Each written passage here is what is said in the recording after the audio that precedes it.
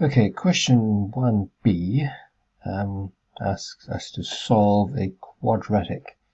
So we know it's a quadratic because it's got a highest power of 2.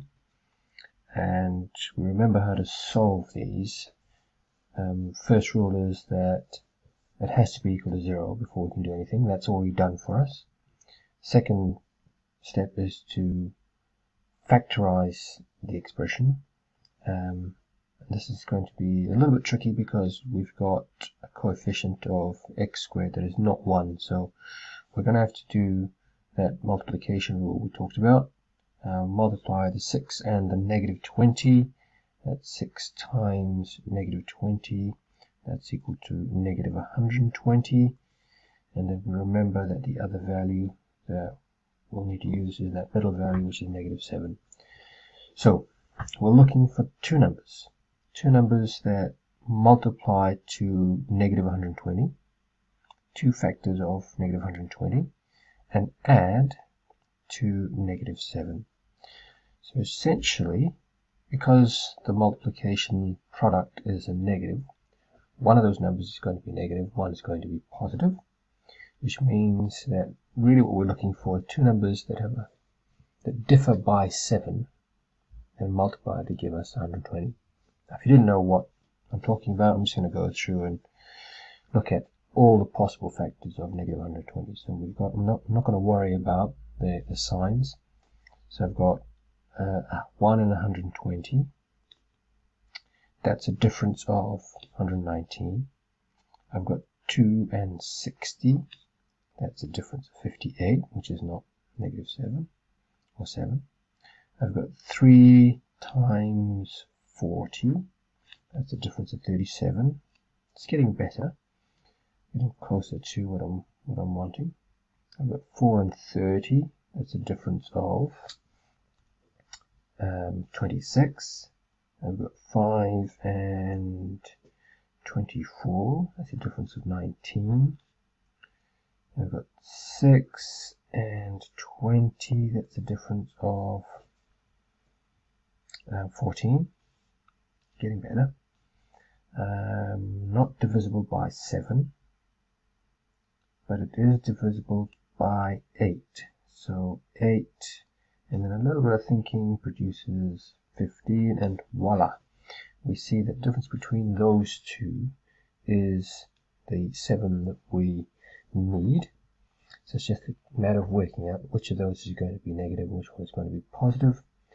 We need to produce an overall sum of negative 7, so therefore the bigger number will have to be negative.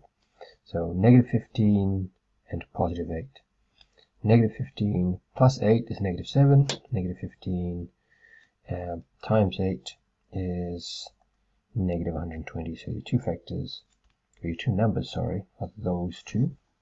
And those two numbers will tell us what to do with the middle value, negative 7, in our expression. So now we're going to rewrite that. I'm just going to shift this over. It's going to get a little bit messy here because I've had to use up a little bit of space to work out all these factors.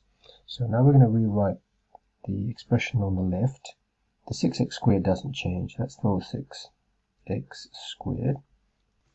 But now instead of writing negative 7x, I'm now going to write plus 8x, it's a positive 8, minus 15x. So those two will add to give us the negative 7 that we originally had. The negative 20 doesn't change, and that's still equal to 0. Okay, and the reason why we're doing that is because what we now want to do is we now want to, we should put that in a different color, we now want to factorize these by parts, or in parts. So we concentrate on the first two terms. We notice that they have a common factor of 2 and x. So we take a 2 and an x out. What we're left with is 3x for the first term and 4 for the second. And then we're looking at the second, the second half of the expression at the top there, the last two terms. We notice they have a common factor of negative 5. And that leaves us with 3x plus 4.